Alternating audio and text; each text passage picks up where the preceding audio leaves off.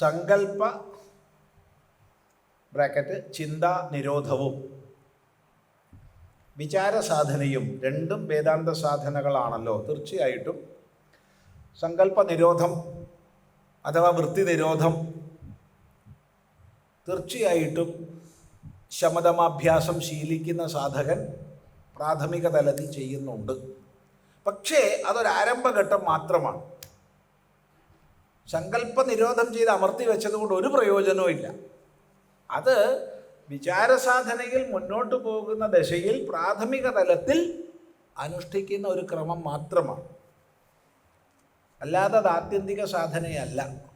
അതുകൊണ്ടാണ് മുൻപ് ഇവിടെ നമ്മൾ ചർച്ച ചെയ്തപ്പോൾ തന്നെ പറഞ്ഞിട്ടുണ്ട്, സമ്പൂർണ്ണ വൃത്തി നിരോധ ലക്ഷണമായ യോഗവും വൃത്തിസ്ഥമായ അറിവും രണ്ടാണ്.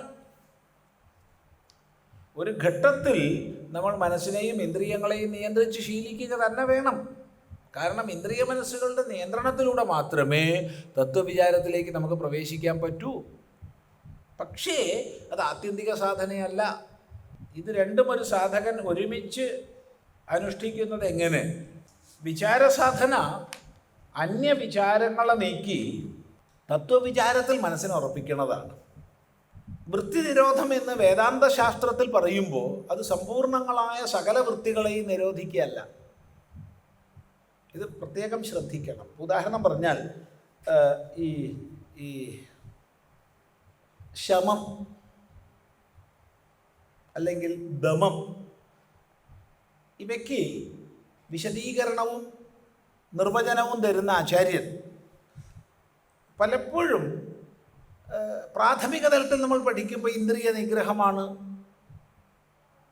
ദമം, മനോനിഗ്രഹമാണ് ശമം എന്നൊക്കെ പഠിക്കും.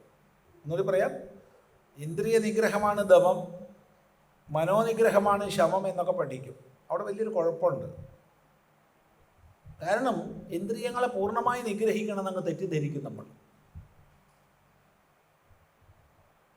അതുകൊണ്ട് ആചാര്യൻ വിശദീകരിച്ച് പറഞ്ഞു കൊടുക്കുക തന്നെ വേണം. ശ്രവണാദി വ്യതിരിക്ത വിഷയേഭ്യോ ഇന്ദ്രിയാണാം നിഗ്രഹ ദമ, ശ്രവണാദി വ്യതിരിക്ത വിഷയേഭ്യോ മനസഃ നിഗ്രഹ ശമ. ശ്രവണാദി വ്യതിരിക്ത വിഷയങ്ങളിൽ നിന്നു ഇന്ദ്രിയങ്ങളെ നിയന്ത്രിക്കുന്നതാണ് ദമം, മനസ്സിനെ നിയന്ത്രിക്കുന്നതാണ് ശമം. ഇല്ലെങ്കിൽ എന്ത് സംഭവിക്കും വെച്ചാൽ, ഇങ്ങനെ മനസ്സിലാക്കിയിട്ടില്ല വെച്ചാൽ നിഗ്രഹവും വിചാരവും ഒന്നിച്ചു പോവില്ല എന്ന് നമ്മൾ വിചാരിക്കും. ഏതുപോലെ എന്ന് ചോദിച്ചാൽ, ഗുരുനാഥൻ വേദാന്തം പഠിപ്പിക്കാൻ തുടങ്ങി. തുടക്കത്തിലാണല്ലോ അധികാരി ഒക്കെ ചിന്തിക്കുക. വേദാന്ത പഠനത്തിൽ ആദ്യമാണ് അധികാരി ആരാന്ന് ചിന്തിക്കേണ്ടത്. അധികാരി, വിഷയം, സംബന്ധം, പ്രയോജനം. ഇതാണ് അനുബന്ധ ചതുഷ്ടയം.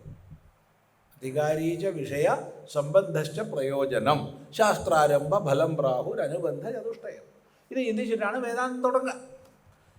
അപ്പം അധികാരി ആരാന്ന് ചിന്തിച്ചപ്പോൾ വിവേകം, വൈരാഗ്യം, ശമം, ദമം, ഉപരതി, തിദിക്ഷ, ശ്രദ്ധ, സമാധാനം, മുമുക്ഷുത്വം ഇത്യാദി സാധനങ്ങളെക്കുറിച്ച് പറഞ്ഞു. അങ്ങനെ പറഞ്ഞപ്പോൾ ഗുരുനാഥൻ ഇന്ദ്രിയ നിഗ്രഹമാണ് എന്ന് പറഞ്ഞു. അന്ന് ക്ലാസ് നിർത്തി, സമയം കഴിഞ്ഞു. ബാക്കി നമുക്ക് നാളെ പഠിക്കാം. അങ്ങനെ പിറ്റേന്ന് ഗുരുനാഥൻ സമയത്തിന് വന്ന് തയ്യാറായിരുന്നപ്പോൾ ശിഷ്യനില്ല, ശിഷ്യൻ വരുന്നില്ല. ഗുരുവിന് വിഷമായി. ശിഷ്യനെവിടെ? ഒരു ദിവസം കൊണ്ട് അവൻ ജ്ഞാനിയായി പോയോ? എന്നവനെ കാണാത്ത.